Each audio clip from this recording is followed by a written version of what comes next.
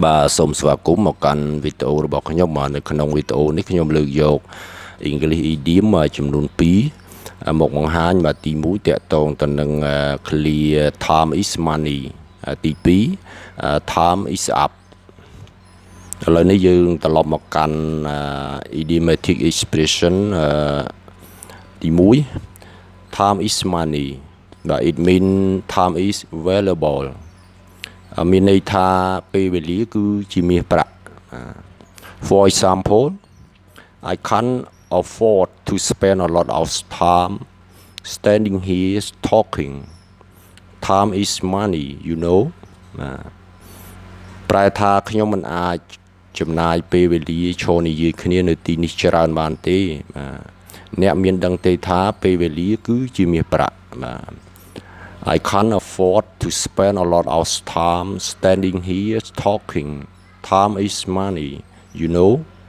Okay, one more example. People who keep saying that time is money may be working too hard. People who keep saying that time is money may be working too hard. ប្រែថាមនុស្សដែលនិយាយថាពេលវេលាគឺជាមាសប្រាក់តែងតែជាមនុស្សដែលខិតខំព្យាយាមធ្វើការងារច្រើនមានន័យថាគាត់ព្យាយាមធ្វើការងារយ៉ាងលំបាកដើម្បីរកលុយពីព្រោះគាត់គិតថាពេលវេលាគឺជាមាសប្រាក់ Time is money បាទ It means time is valuable បាទពេលវេលាគឺជាមាសប្រាក់បាទឥឡូវនេះយើងចូលមកកាន់ clear ទី 2 time is up time is up it mean the allotted time has run out មានន័យថា